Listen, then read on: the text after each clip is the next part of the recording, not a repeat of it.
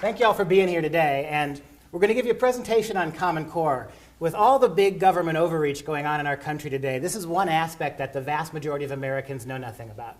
Somebody did a recent survey about Obamacare and found that about 44% of Americans either didn't realize it had been implemented or thought it had been overturned already. So almost half the country, after all these years with Obamacare, don't even realize it. The people who recognize what Common Core is, it's in single digits across the country. So we're going to start with a little explanation of what it is and try to expose you to some of the dangers of it. Mary's going to lead us off with a brief overview of what Common Core is and how it got started. Common Core is a set of nationalized standards that was developed by the National Governors Association and Council of Chief School State Officers. It was done more or less behind closed doors in conjunction with Arne Duncan in the Department of Education.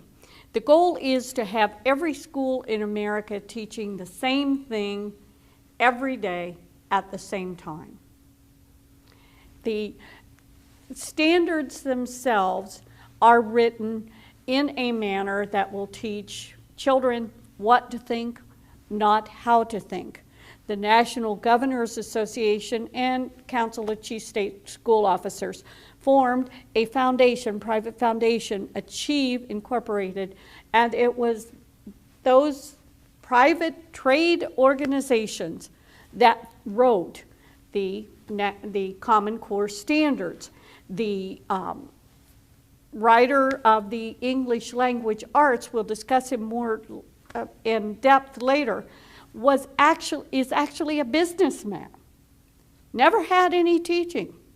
This is what the standards are, and we're going to go deeper because I firmly believe that truly there is more to this than just the standards themselves.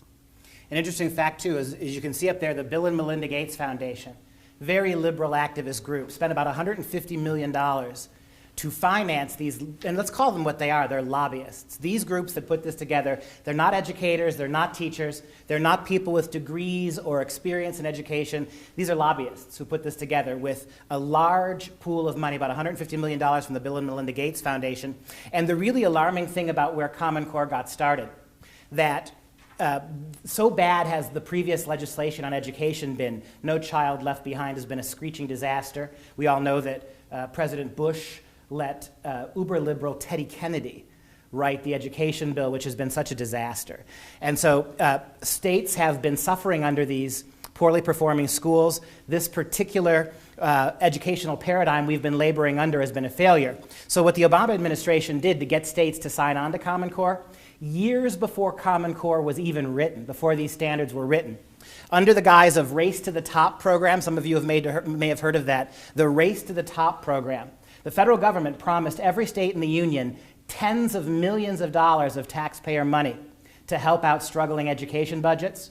The only proviso being, we'll give you the money now, but in 2 or 3 years, you have to accept Common Core standards sight unseen. Interesting tidbit, Georgia last week, after looking at the Common Core standards, rejected them. The federal government today decided they are pulling millions of dollars out of Georgia to punish them for doing so. All right, that's how we got here. 46 states in the union, including Wisconsin, where we are, 46 states in the union signed up, took the money under this deal that they would take Common Core when it came, no questions asked. And that's where we are now.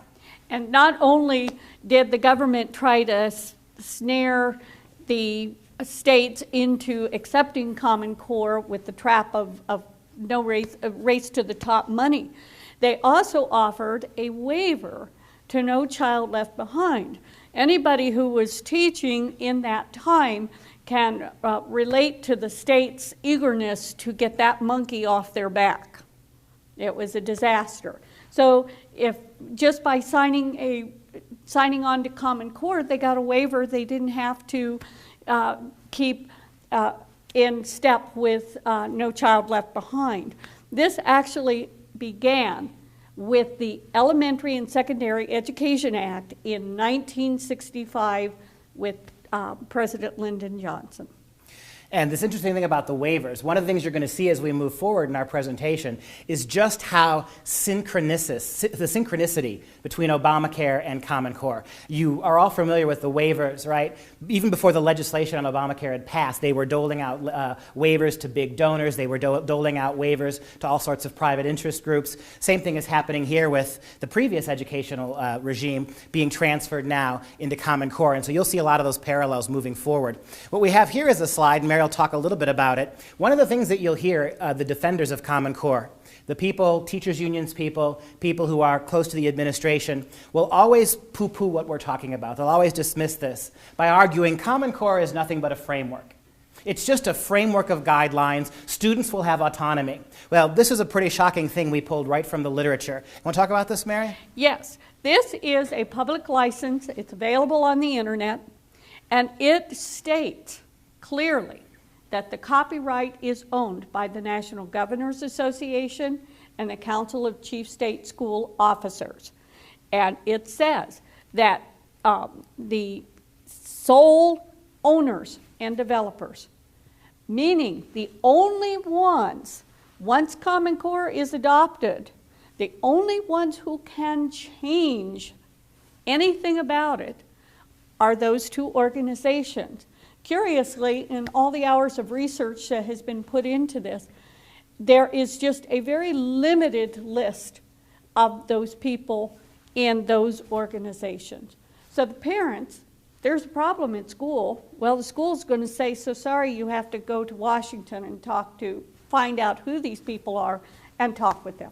Think about the autonomy parents have had. You've seen all these stories in the news about kids being suspended for having NRA t-shirts and how effective moms and dads and communities have been going to their local school boards, going to the local principals, going to their state governments, and getting this nonsense overturned and set right again. Well, now, all that's going to go away. And the funny thing about this is it's really frightening is that the NGA and the CCSO, these are incredibly small organizations that have no formal educational background, as we've said.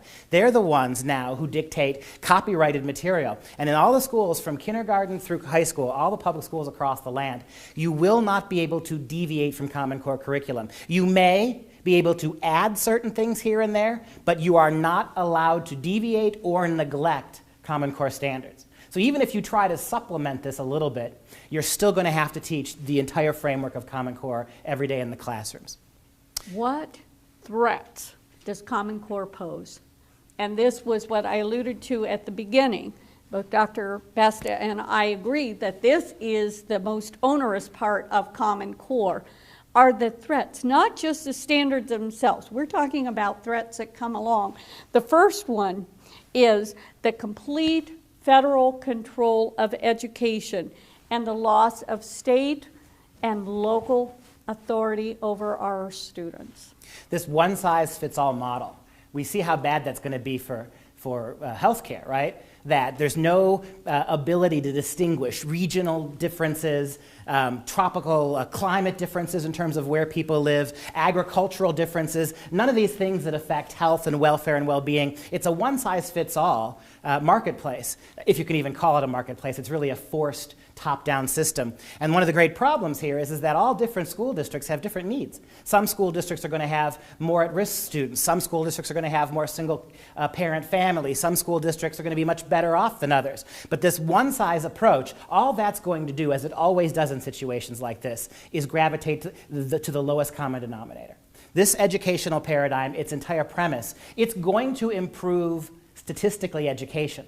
Simply because the standards have so been lowered, it's almost impossible, if you go through this federal program, it's almost impossible not to meet the standards because they are utterly lacking in ambition and they are utterly lacking in achievement. The bar has been set so low that it's almost impossible to meet these standards. And statistically, what that's going to mean is, look at how successful this is. Everyone is doing well in our new curriculum. The important thing to know is that many proponents of Common Core will say, well, these are just standards. We're not touching curriculum. But I have this week studied the actual teacher's manuals, and it is very utterly clear that the standards are right there in the teacher's manual directing everything the teacher says and does. you've got lawyers, the highest ranking lawyers in the Department of Education, including Robert Eitel and Kent D. Talbert, counsel and general counsel, respectively, of the Department of Education, who made the following observation about Common Core and its legality. In imposing the Common Core standards and aligned assessment on the states, the federal government is violating 3 statutes and has put America on the road to a nationalized curriculum.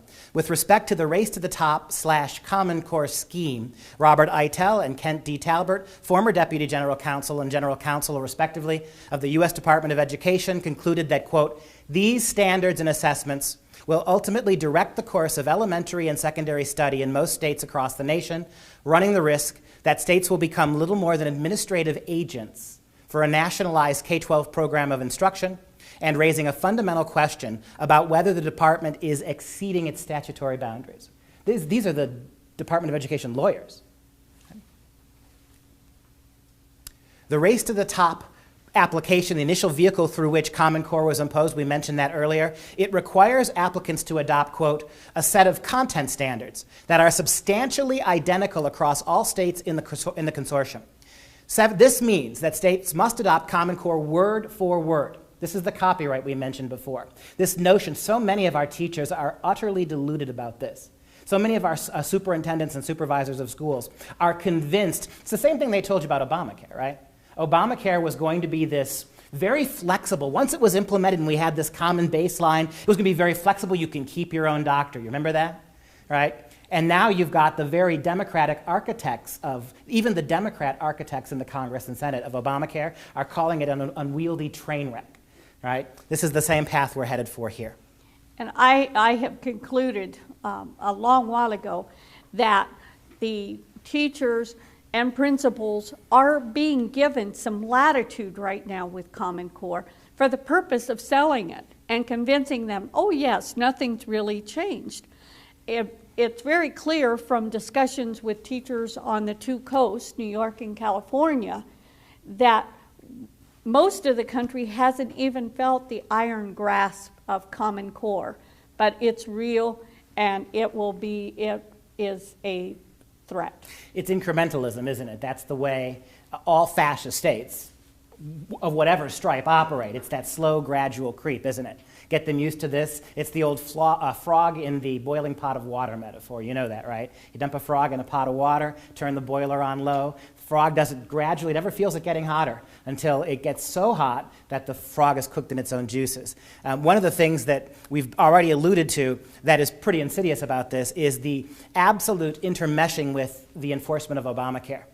How your children in schools, from kindergarten all the way through high school, are going to become absolute, for lack of a better word, lab rats for Obamacare. They're going to start mapping kids at the earliest ages. You'll see a little bit later some of the actual knowledge that the federal government will be collecting via, among other agencies, Obamacare on your kids as they sit in public schools.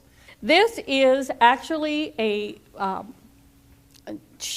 we show here the Obamacare document, and note that it under the small letter B, it says the requirement for all states to assess statewide needs and identity at risk communities. It lists premature poverty, premature birth, poverty, crime, domestic violence, high rates of high school dropout, substance abuse, unemployment, child maltreatment. These are all doors that can be used for school officials to get into the homes of homeschool students. It's very likely this is how they're going to reach all students. Under this huge umbrella of mental health care, sexual health care, social health care, physical health care, abuse health care, anti-bullying statutes, right? All this stuff now under this huge umbrella allows the federal government to intervene. Schools will collect this data on a state. The states become agents, right? They go from being independent voices in how districts and school groups in their state will operate. They become little more than ciphers, whose job it is to enforce both the activities of Obamacare in what we'll see in a few minutes, data mining on, biometric data mining on your students, right? Everything from pulse rate and facial expression, blood pressure as they sit in the seats. Not every student is going to be monitored every day, but they will be. In fact, they're already being tested. We'll tell some anecdotes from places like New York of kids already coming home, having been invasively measured and monitored in their schools. But the tie-ins to Obamacare, and if you get a chance to look more at the statute, we can only give you a snippet here in what we've given you, but almost every aspect of your kid's life is completely subsumed under the parameter of health. And the schools now spend more time attending to what health is than teaching lessons. And so schools now become primarily, and we knew this was coming, many commentators have remarked about this, that once the government controls healthcare, then everything you do affects the bottom line, doesn't it? Every breath you take, methane, or every breath you take, the amount of sleep you do or don't get, where you drive, when you drive, and in particular, the next generation. And you see why this is a perfect Trojan horse. You're going to hear that word from us a lot. Common Core is a Trojan horse for the implementation of all these super far-ranging big government penumbras to cover every aspect of human existence. You get a chance to see all the things that are covered there. Right? By the time we're done, I think you'll recognize that there's very little left for parents to do. There is very little left that becomes in fact, nothing becomes the province of the parent. You don't have a right to teach your kids what you want to teach them about homosexuality. Because if you teach them the wrong thing, that qualifies under anti-bullying legislation. And you'll see that in a moment, too. So these tie-ins are absolutely shocking. Let's talk about data mining and intrusive record keeping. This is an area where I think the government, the schools, are definitely soft-pedaling it until they know that this Common Core is solidly in place. But they're prepared for it. If you go back and research, even as early as Race to the Top, in the executive summary of Race to the Top, you will see that it is mandated that states to get the money for signing on to Common Core have to build a data mining storage. Multi-billion-dollar facilities like this are growing up all over the Southwest. States will be responsible for overseeing the data mining and the record keeping of every single student in the schools. And it's, of course, like everything else, this is bigger than just the schools. But these specific buildings are being built to house billion-dollar operations, to house these huge sweeping electronic records on your kids. Think about this for a second. Remember when we were kids and you'd be in grade school or elementary school, you'd have a bad day? You'd fail a quiz or you'd blow off a test, and that by the end of the semester you'd righted the ship and you got the grade you got. Now, every assignment, every grade you get, every warning you get from a teacher or every disciplinary episode, staying after class and clapping erasers or being sent to the principal's office, this becomes part of your permanent file and will be with you for the rest of your life. And it can be accessed by law enforcement, can be accessed by job creators, if you go to apply for a job. Something that your kid did in 6th grade, theoretically, will be at the fingertips of employers moving forward. This kind of huge database system on all of us. Again, this is a bigger problem, and these facilities are built for more than just Common Core. But one of the key aspects of where Common Core and Obamacare overlap is the keeping of the NSA, keeping of these records on every aspect of human behavior. Right? When a state signs on to Common Core, they have their choice of belonging to two different test consortia. There is the Smarter Balance, and then there is PARC.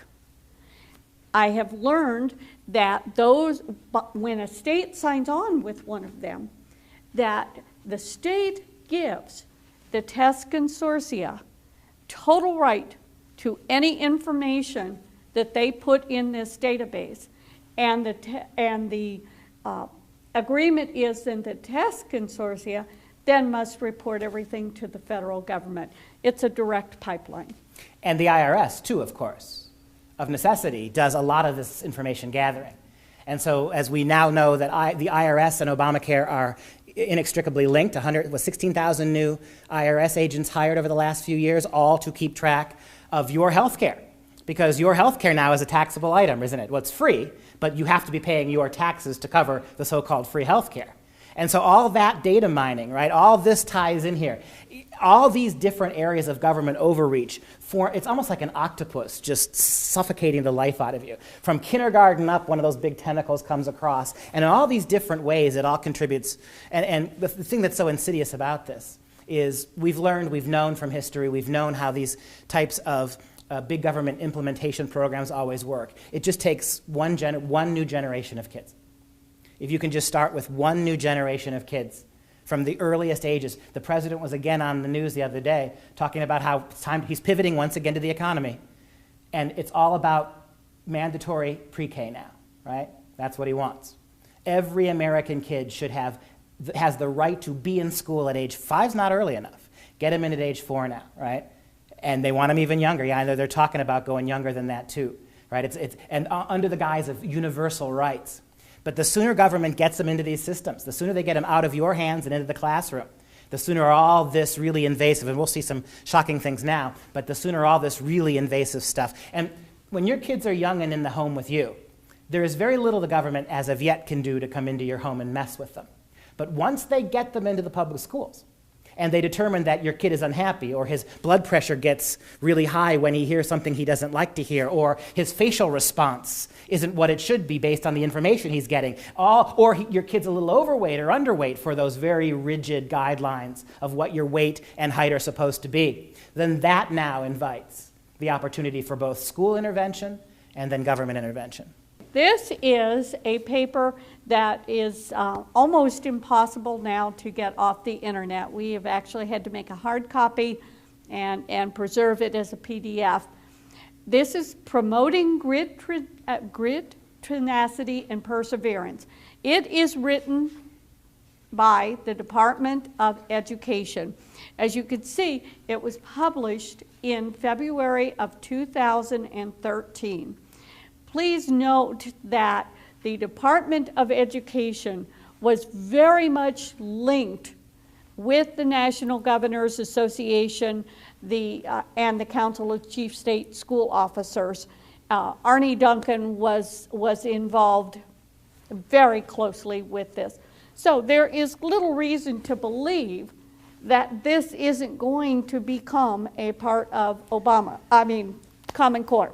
And one thing that's really interesting about this, if you even think about the title of this, one of the things that's happened here, as with Obamacare, when Obamacare was first being brooded about back in 2008, early 2009, there were all sorts of documents about its implementation that were online and available. And all this propaganda was coming out about how wonderful it was going to be and how everybody was going to be able to have everything they have now and not have to pay for it. And as people started to challenge this, one by one, these public documents, government documents, started disappearing from the internet. As people started to the initial response was, let's throw this out there as this utopian vision and wait to see what happens. And initially, people were excited about it, and then people started to read the details. And then phase 2, let's pull it off, let's scrub it from the internet now. Get rid of it so that no one can see these documents. And then when anybody tries to raise the points, you can't find them. This is one of those documents. We're not the only one who has it. A lot of people made copies of this before they got rid of it. Interesting, you try to find this on the internet now. This is a Department of Education document from February of this year. You won't find it. And we'll show you why, momentarily, why you won't find this anymore. But just look at the words of the title, Promoting Grit, Tenacity, and Perseverance. That's what we want in education, right? This is even the word choice here. It's not achievement. It's not proficiency. It's not achievement. It's not accomplishment. It's not excellence. We just want them hanging in there, right? It's a grind, right? And it's no wonder when you see what we're about to show you why this is no longer able to be found. This is why it can no longer be found. From the same document. This is in Promoting Grit, Tenacity, and Perseverance. These are effective sensors that the Department of Education has developed and plans to use. That's what this document is all about, is how do we measure the students effectively? There is a facial expression camera. There is a posture analysis seat. There is a pressure mouse. And there is a wireless skin conductance sensor. I was involved with a group of activists who were fighting Common Core. We have a conference call weekly. And one of the participants discussed a child, a young child, who had actually had a wireless skin conductance sensor put on her wrist, and it had been put on so tight that she came home with a red swollen wrist. So although they're hiding this, they don't want it to be known, obviously, but the plans are solid. They're in the document. You can go to our website. We have it preserved there. And if you think about what's happening here, one thing that's going to happen in the Common Core curriculum is your kids will stop using books, they'll be given computers, they'll be given laptops. This is already happening in a number of school districts in Wisconsin. There's one school district in Wisconsin now that the only requirement for incoming college or incoming high school freshmen, no books, no pencils, just a laptop computer, which you had to buy from them, that the government sold you. And these will be equipped increasingly with these effective, AFF, not how effective they are, but the effects, what they're learning, what their facial expressions are, these posture seats, almost like look like little mini electric chairs, right? That they're gonna be measured for how they're sitting and what their posture's like. These pressure mounts. So give you an example of a down and dirty example of how this can be used. One of the things that you'll find here as part of this umbrella of health is anti-bullying legislature with regard to the Department of Education and Common Core in particular. What mom and dad doesn't want their kids to be free of bullying? It's become such a hot button issue, right, that no one in their right mind would think about fighting that. Unless, classic example, we'll see in a few slides that the federal government's going to be mainstreaming, among other things, homosexuality to kids as young as kindergarten. Some of the requirements for kindergarten, first, and second graders are going to be to explain how sexual attraction crosses genders. As young as second grade, they're going to have to do this. We'll show you the slides in a minute. And under the guise of anti-bullying legislation, if the government is teaching a lesson, or the government teacher is teaching a lesson about homosexual relationships, homosexual marriage, and your kid makes a face, or your kid slouches in her seat, or the pressure on your kid's mouse intensifies, right? Or blood pressure and pulse go skyrocketing, well, then it's fair to reason that your kid has the wrong attitude about homosexuality. Somewhere that kid is being taught to be a bully. And if your kid learned from you, mom and dad, that your faith tells you that homosexuality is wrong, then you're the bullies. You're the ones who are abusing that kid. These are the kind of things that these things will measure. There's no other reason for it. Right? And all this was online. In fact, they were actually bragging about this in that Department of Education manual until people saw it and freaked out. And now it's gone off the web. But we're not the only ones who have it. We'll give you all and any information you want from us, you contact us, we'll give you copies of all of this too. And there are more things besides that one mother from New York City, yes? Yes, there is a mother whom I've been in contact with on a very regular basis, had an instance where her son was having some definite problems in the school classroom after they changed to Common Core. And it included meltdowns in the school lobby. He's a little third grader. And then it progressed to him locking himself in the car. And to resolve this issue, they sent 4 school adults, 4 school authorities, out to get him out of the car. Not any parent will know that that's not the way you deal with a situation like that. The mother stood back, hoping that the school people could handle the situation nicely, and the vice principal grabbed the child, or was going to grab the child, this little boy, by his ankles to take him into school that way. And we should point out something that we haven't made clear yet. Aspects of Common Core are already in the schools. In the state of Wisconsin, the English language Common Core has already gone so far in Wisconsin schools that when a lot of this was brought to the attention of some state legislators, they tried to postpone it to have hearings on. They're supposed to have hearings over, 4 sets of hearings are supposed to occur in Wisconsin over the next 3 months. They promised us these hearings 6 months ago. We've heard nothing about them. But 4 or 5 months ago, when a series of people, both in-state and out-of-state, protested in Wisconsin, a number of state legislators tried to put the kibosh on this, at least until they themselves, because it's stunning how many congressmen, how many senators. I'm not convinced Governor Walker even knows the extent of what's going on with Common Core. The number of elected politicians we've talked to, you know much more now than they do, because this has been so hush-hush. All we know at a state level is we received millions of dollars of money that we wouldn't have had otherwise 3 or 4 years ago. And all it took was to sign on to these Common Core standards. Right? So bringing this all to the attention is really critical. But in these, when these legislators got together to try to look in to see if this was really true, they did found out enough that really shocked them. So they tried to temporarily put them on hold. Turns out that the English standards were so far advanced in Wisconsin schools already that they couldn't stop them. They put the math on hold, but they could not put on hold the English, which is absolutely traveling apace right now in Wisconsin schools. And how many people in the state, how many parents in the state of Wisconsin do you think have any idea that it's already there? The most glaring example of this would be the C-SCOPE program in Texas. C-SCOPE. Now, Texas is one of the 46 states in the Union took it. Texas was one that didn't. Texas was very suspicious of this.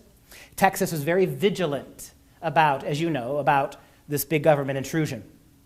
Unbeknownst to the state legislature of Texas, the school board unions and the teachers unions had begun implementing this curriculum called, and you can look this up, called C-SCOPE, very similar to Common Core, C-SCOPE, right? And so what it was a prototype of Common Core. The assignments and the requirements of this program were so outrageous that within about a year, parents all across the state of Texas were complaining about it. Among other things, 12-year-old girls were required to come to class in Texas dressed as Muslim girls, covered in burqas, covered in everything but the eyes, for Muslim Awareness Day. By the way, they did not have a corresponding Christian Awareness Day. One of the assignments for third graders was to imagine a new communist country and draw its flag. And we have images of that, too, of kids going home and drawing little communist flags with hammers and sickles in their public schools. Well, about 2 months ago, this became exposed in Texas. And the Texas legislature about a month ago came out and said, as of September of this year, C-SCOPE will be completely gone from our school system. Already the insidious nature of what was going on with C-SCOPE. This has been going on for, Mary mentioned that this all got started. This federalization movement really got started back in '65 with LBJ, right, the Great Society. And it's come and it's gone and it's gone and it's moved forward and it's taken steps back. This is a very big, this is in some ways a default blow. Once this happens, it's going to be hard to undo it. And I think it should be noted right here and now that the authors, the architects, if you will, of C-SCOPE were none other than Bill Ayers and Linda Darling Hammond. I encourage you to look them up and you will find out Bill Ayers what is, kind right? of people the unrepentant bomber from the 60s, the Weather Underground, who allegedly Obama started his campaign in his front room, and he claims to have been the ghostwriter of Obama's 2 biographies. Right, this is the guy who, after unabashedly trying to bomb the Pentagon, getting away with, and not really having to really suffer for it, became, not surprisingly, a highly respected college professor. He's now retired, giving $100,000 lectures all across the country, all across the world, really, about the implementation of socialism in the modern classroom. He was one of the chief architects of C-SCOPE. And we could go beyond this. We haven't even gotten into iris scanning yet, which is already starting in some schools. Taking you think fingerprints or something. Iris scanning there's already talk about that being implemented in schools, and there is even talk about mandatory MRIs. Yes, it's called an fMRI, functional MRI. It's similar but not exactly the same as an MRI that you might get for medical treatment. The fMRI actually takes a map of your brain. It can determine what you're thinking, if you're anxious, if you're angry, if you're happy, content. Strips students of every last ounce of privacy. Now, the response to this is going to be, well, I don't see this online. The response to this is going to be, well, you're exaggerating. It's the whole, you got to pass it to see what's in it thing, right? that everything that's attached to this, all the way that these things fit together, I mean, how many times can you let yourself be fooled that way, right? This kind of stuff they were actually bragging about this in the Grit, Tenacity, and Perseverance document. The information on iris scanning was the reason we don't even have it up yet, because that's just hit the news over the last couple weeks about how iris scanning is already going on in certain schools. So go a little bit further here.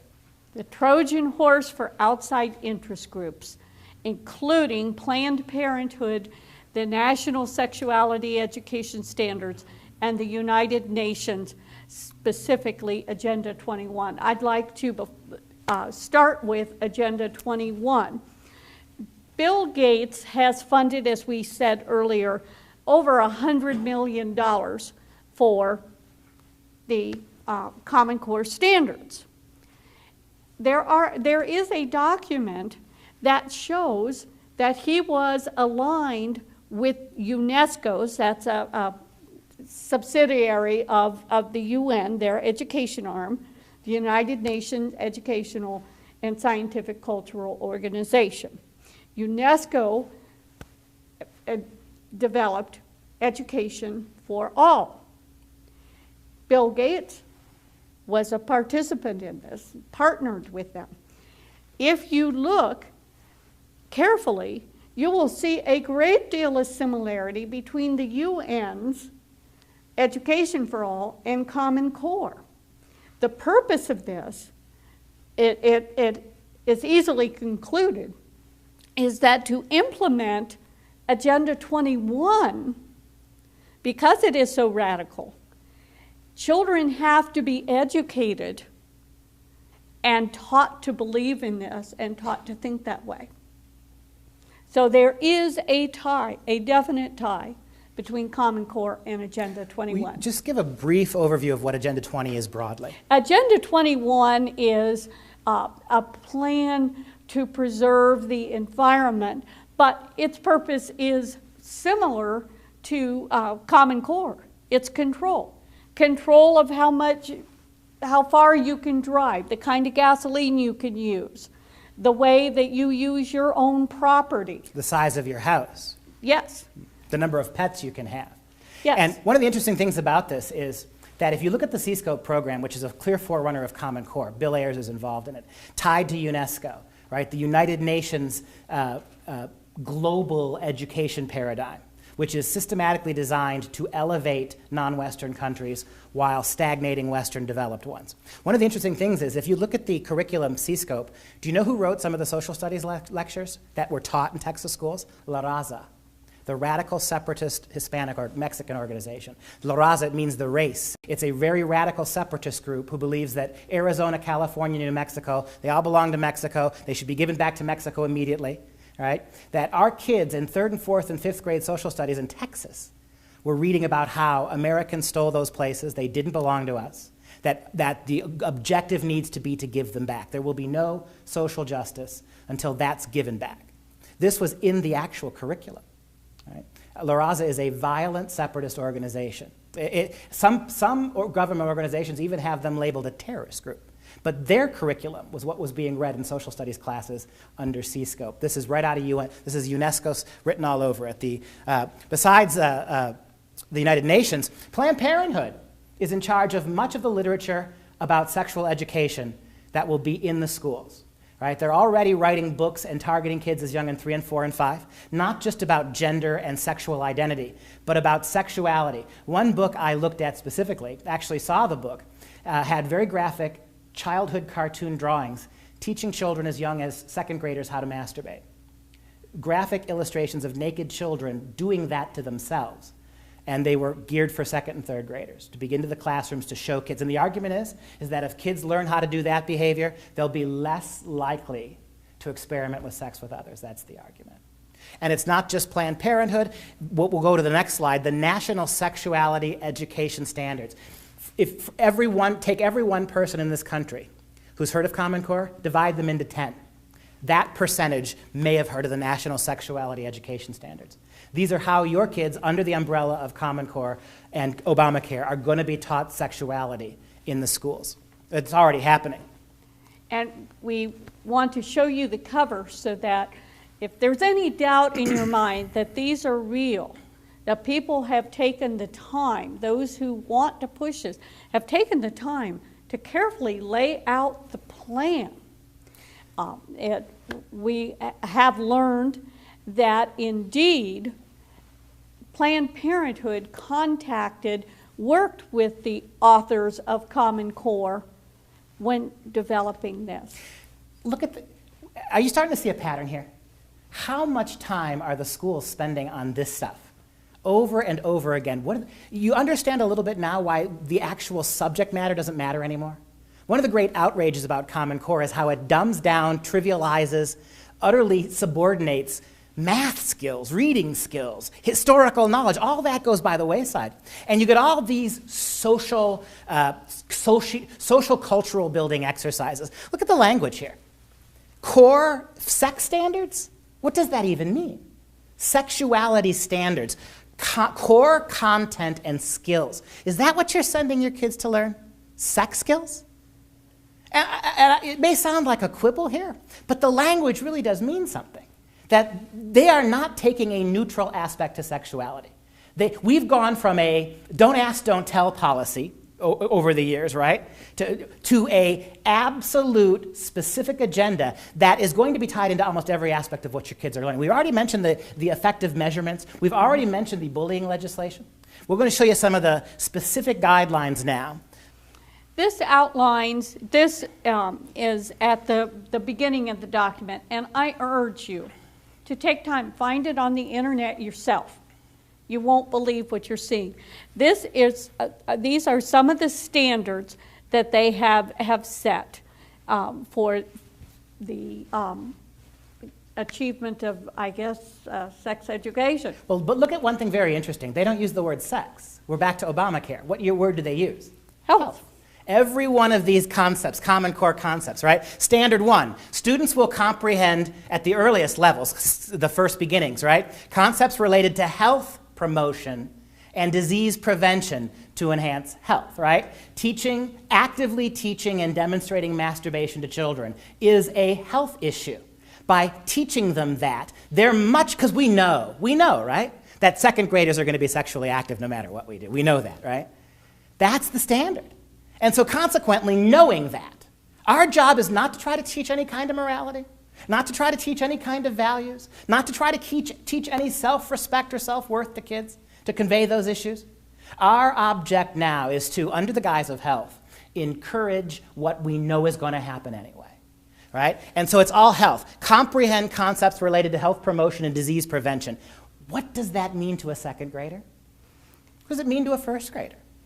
How about standard number 6? Students will demonstrate the ability to use goal-setting skills to enhance health.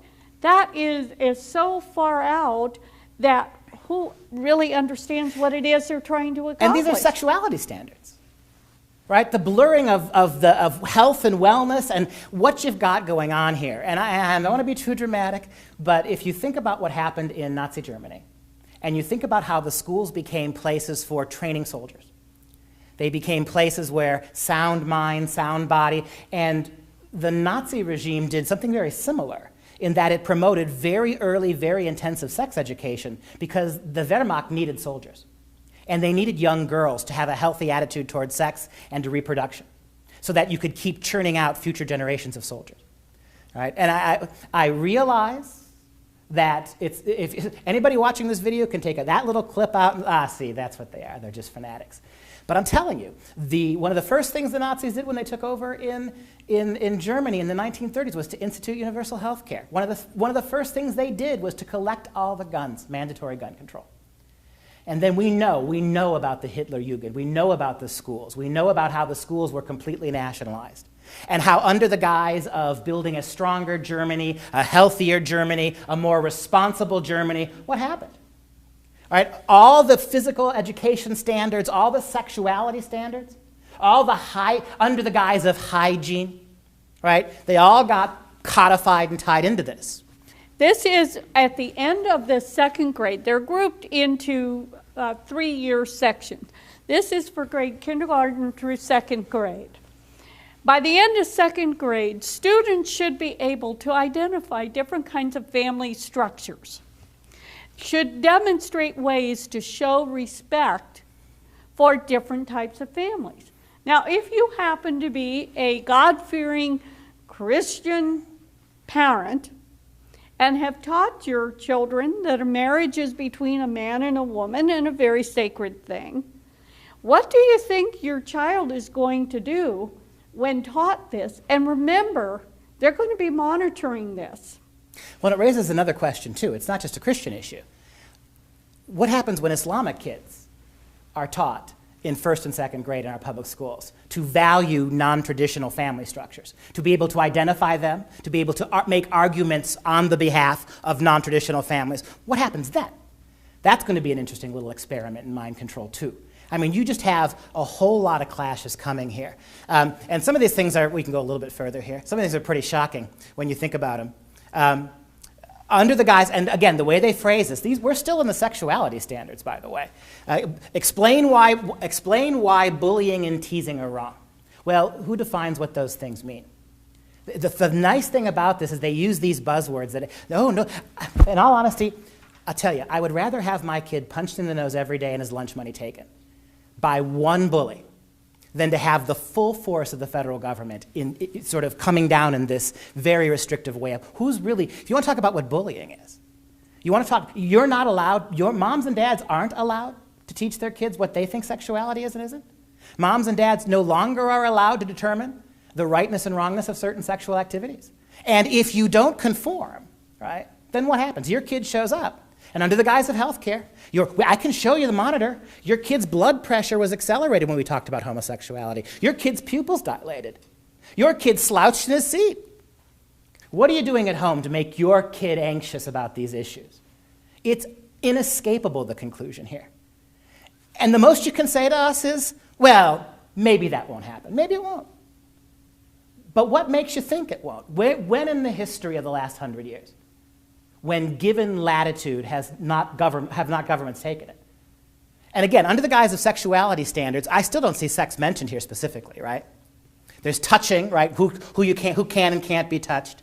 Moving a little bit forward, by the end of grade 5, define sexual orientation as the romantic attraction of an individual to someone of the same gender or of a different gender. We're leading with same sex, right?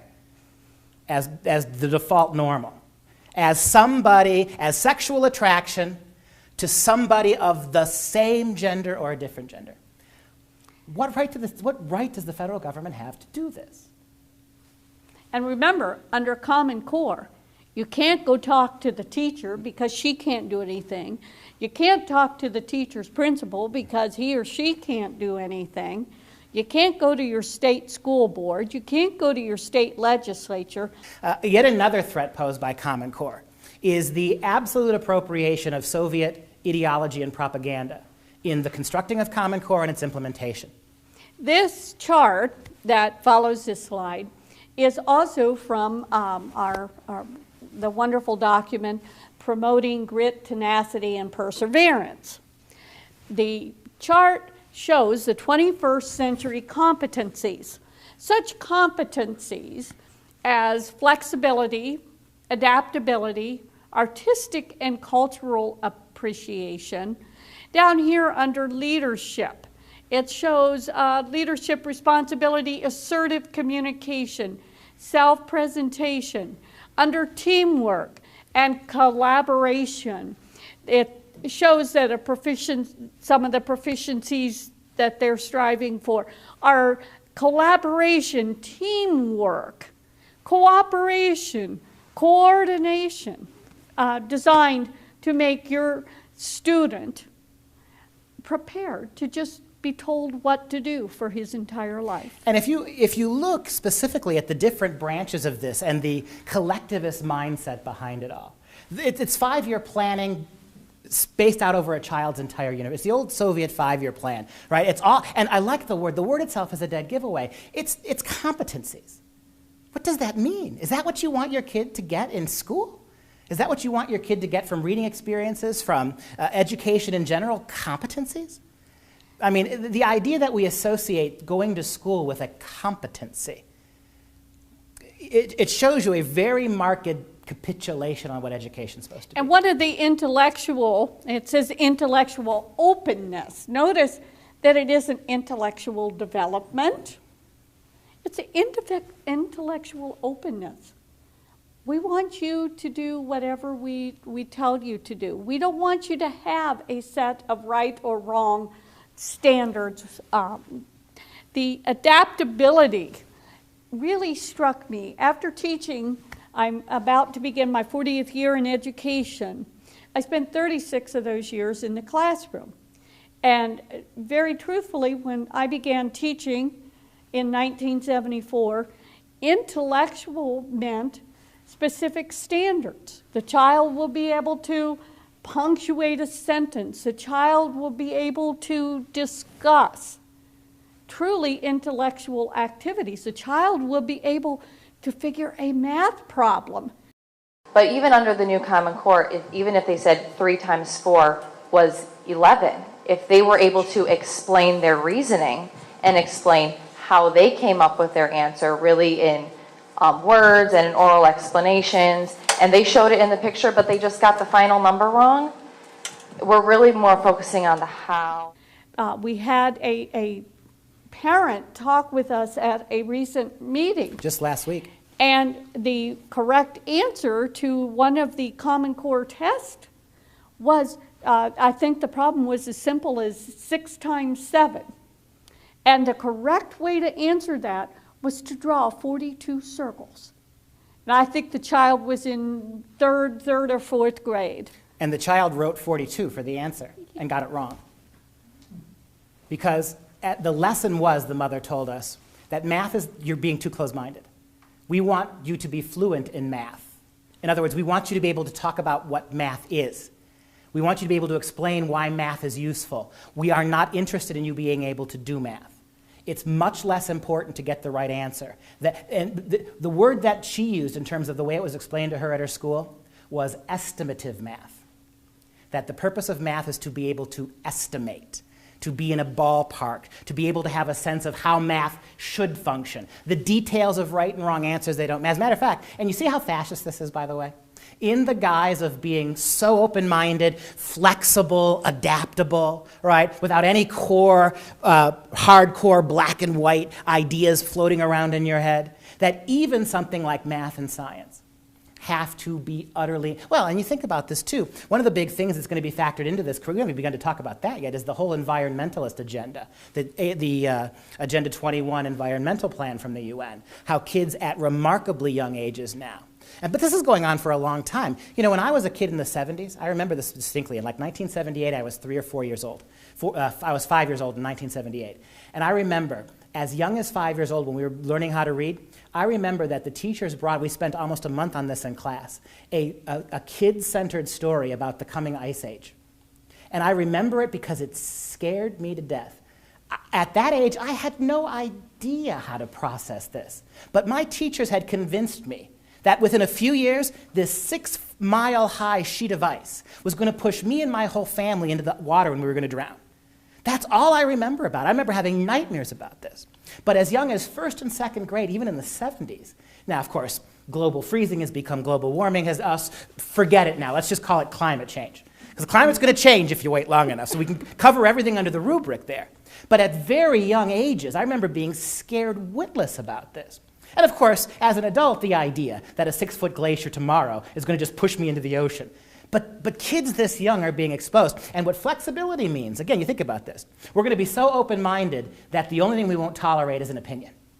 So open-minded that the only thing we will no longer tolerate is a right answer. And that's the really horrifying aspect of this when you get right down to it. How will Common Core affect homeschooling families? This is a common error that I hear talking with homeschool families from all over in my capacity as development director for Freedom Project Education. The homeschool families have the idea that somehow they're shielding themselves from Common Core. the opposite is the truth. You have the opportunity right now, at least, to opt out of public schooling. And statistically, homeschooling enrollments, obviously not enrollments, but homeschooling joinees are rising at a rate 7-to-1 over public schools, right? So it's a huge movement now.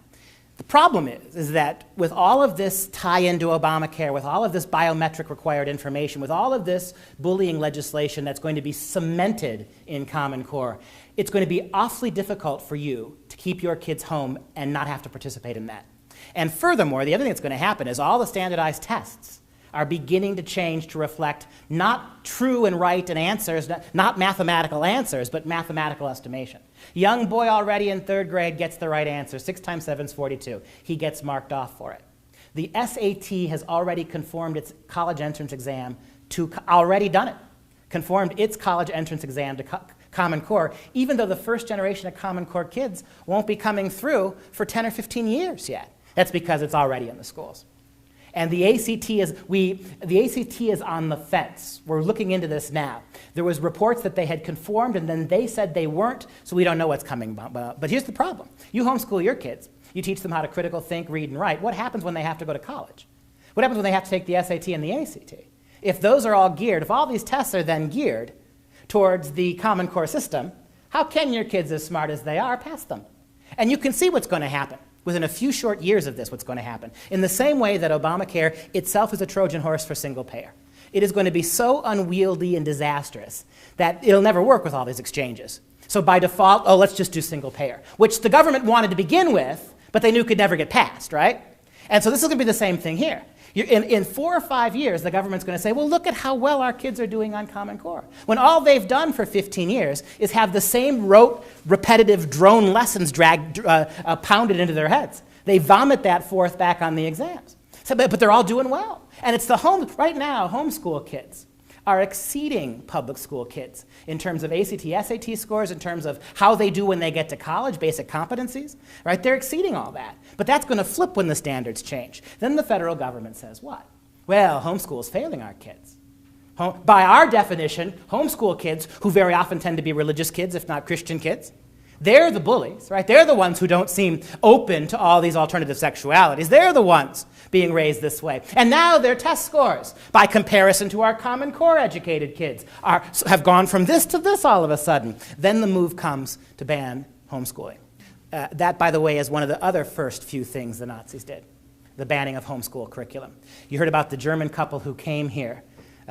Big in the news, right? This German couple came to America because they weren't allowed, Christian German couple was not allowed to homeschool their kids in Germany. It was a federal, they risked jail time. They emigrated here, they tried to get a refugee status so they could stay in this country. We have 11 to 20 million illegals in this country now who we must grant amnesty tomorrow. It's the civil rights thing to do. This one German couple, fleeing actual oppression in their own country, they are being deported back. Agencies have now taken their side and are taking it to the Supreme Court, but the Obama administration ordered them deported back to Germany. And here's a little factoid for you. After World War II, the German government stripped all the Nazi laws from the book except one. The one law that was a holdover from Nazi Germany today in Germany is the absolutely no homeschooling law. Private schools and public schools that don't accept government funds. I don't know that there's a public school that doesn't, but those schools that don't take any government money are exempt from Common Core, which is the truth at this minute. But we go to the next slide, and we learn that the most immediate threat to homeschool and private school students is the expansion of statewide longitudinal databases, which we have already discussed. And they go on to say that the designers of these systems fully intend for homeschool and private school students to be a part of this massive data collection. And we're going to get into one of the ringleaders, if you will, for this collection when we start talking about the publishers that have aligned with the Common Core. This is the Homeschool Legal Defense Association, by the way. It's a pro bono group of lawyers whose job it is to keep the right for parents to homeschool open. And this thing that they're talking about here is pretty serious, because this is where the Obamacare stuff comes in. By all means, you have the right to homeschool your kid, but you don't have the right to opt out of Obamacare biometrics either. Right? And so your kid may be educated at home, but we're still going to require from you the same sorts of biometric information. We're going to require the same sorts of reporting analyses that we require the students. This is for your health, right? Some interesting points that Mary would talk to you about, so you can see where the legislation ties in to what's going on in Obamacare. This is another snapshot of the actual Obamacare legislation. And it lists mandated improvements. Some of those are school readiness, school achievement, reduction in crime, domestic violence. All, again, open doors for invasion to your home and your students that you are homeschooling. It is amazing how much of the documentation of Obamacare talks about schools. The National Health Care Program and what goes on in school, and none of it has a lick to do with education. All this social and biometric engineering, all of this data mining and record keeping, it's all throughout that multi-thousand-page document that nobody read before it was passed, and that we were told, we'll figure it out after we pass it. On this slide, we see a picture of Sir Michael Barber. He is one of the publishers, the leading publisher for school material. Many publishers have aligned with Common Core for the money. It's come to our attention that Sir Michael Barber is now trying to take over the education in Canada. It is outlined that this man now has control over what is taught to your children, how your children are tested, and how these test scores are evaluated, and the technology that they use. There's a school district in Colorado, a mom wrote and explained that all they had to do was get this particular type of laptop. But they had to take it to school a few days before because the school had to put a particular program in. And it so happens that research indicates that the company that produces this technology is associated with Pearson. And they brag that they record and know every little keystroke, everything that goes on that computer. And they can track the kind of things that you as a mom might get a cell phone so you can keep tab on your kids. They record every move your kids make, every single one of them. The school districts now do this. Already this is going on. And Michael Barber is absolutely shameless in his design. He tells you what he wants. Look him up. He wants all education he's absolute globalist. He wants all education in the whole world to be the same. There's a big article in the paper today about his move to take over the educational market in Canada. And he's a big player in America. He's a Brit. He is aligned with Common Core. He is by the way, he's one of the non-teachers who actually wrote the English reading standards, the reading standards for Common Core, right? Big donor to the Obama administration. There are sources on the web for homeschooling parents to check out the status of the publishers for the material they might be choosing. We ourselves here at Freedom Project have found that to be a very difficult task.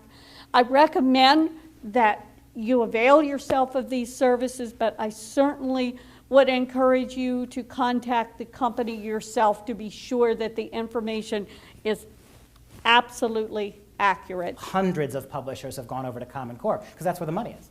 The federal government decides Common Core what it is. All these publishers, even publishers who you would think ideologically would not do this. Bob Jones University Press, a radically fundamental Christian group, right? This school that had absolute bona fides when it comes to standing up to this kind of government intervention, Bob Jones University Press, we found out, has adopted Common Core standards too. But it's a money thing. If you're a publisher of textbooks, it's the government by far, like 95% of textbooks are government sanctioned. So it's a matter of staying in business, right? It's just like the race to the top money to adopt Common Core. bribe, make it so that they have no other, make them an offer they can't refuse. So what do? We're wrapping up now. How can we fight this? Well, first of all, you need to educate yourself. You don't have to become an expert, but know what it is, and then take that knowledge that you yourself get and educate others. It is essential. This is a fight for freedom for our children. And you should know that of the 46 states originally signed on to this, now states are backing out. We'll see what happens. Georgia's interesting. Georgia just last week said, no, we're not going to do it. Just today, the federal government said, then we're taking money back from you. We're taking millions out of your budget. Now we'll see what Georgia does, because that's the ultimate threat, isn't it? That Georgia, they had already budgeted this money for this year. It was there in the bank accounts. That's a big $9–10 million is a huge hit for a school district, for a state school budget. Now that the state said, well, if you're not going to implement it, we're taking this money back. It has been in the news lately that some states are pulling out of the testing consortiums, which we talked about Which earlier. is good news. Florida and my home state of Indiana today pulled out of PARCC. Missouri has backed out of Common Core. It can be done. Perhaps the best thing about the comparison between Obamacare and Common Core is that healthcare is one of those things that we all deal with on a daily basis. We don't necessarily all deal with education on a daily basis. So now that this is coming out, the groundswell, and it's one thing when you're dealing with us, but when you're dealing with people's kids, this becomes a problem. And so people are making differences statewide to statewide, but it has to happen now. A year from now, a year and a half from now, it will be so entrenched in the schools there can be no modifications. Don't be discouraged if you try to talk to teachers about this, because I guarantee that they're going to brush you off. Teachers have been so used to fads, educational fads coming and going. And as I have told several people, each of those fads came and went, and I'm talking 40 years of these. And even though they went, they left a scar. And now teachers who have years of experience and should know better are so scarred and so used to it that they're just kind of numb to it. Oh, this is just another thing that'll come and go. They do not understand that this is a grab for control. And we talk about death by a 1,000 cuts, right? And we've seen, since the 1960s, we've seen that in education, we've seen it in healthcare, the endless regulation, the government interference, all of that implication, until you get to a critical mass where the next step is the obvious one. This would be the first time. Despite all the things we've told you, all the horror stories of the last 40 years, this would be the first time you'd have absolutely centralized, nationalized education. And that idea, we hear this from a lot of teachers, we've seen these programs come and go. Yeah, but the problem is every time one comes and goes, it leaves you that much farther to the left, right? If you think about how bad No Child Left Behind was, and where that moved, you couldn't have Common Core had you not had No Child Left Behind, had you not had all of these incredibly failed government-minded educational programs dating back to at least the 1960s. And so now, as with healthcare, you couldn't have had Obamacare had you not had the Hillary debacle in '97, right? You couldn't have had it. And so we reached the point now where critical mass is there. And the problem is, and I'm willing to defer to any of you, just give me one example in American history where a big government centralized this is an entitlement program, isn't it? Right? When do they ever go away when you start them? So if you're going to fight them, if you're minded to fight them, the thing that you can do, and you think the teachers are woefully miseducated about this, your legislators don't have a clue. Ask them to pay attention. Just write them a letter. If you're not even convinced by this yet, if you've got to do your homework, just write a letter and say, hey, do you know what's going on here? I guarantee you most of them won't have the vaguest idea. All they know, they're politicians. It's all about budgets. And they know they had more money this year than they did last year because the government miraculously gave $30 million to the state of Wisconsin, or $50 million to the state, whatever state it is. And that money's there, and we need it. But at what price?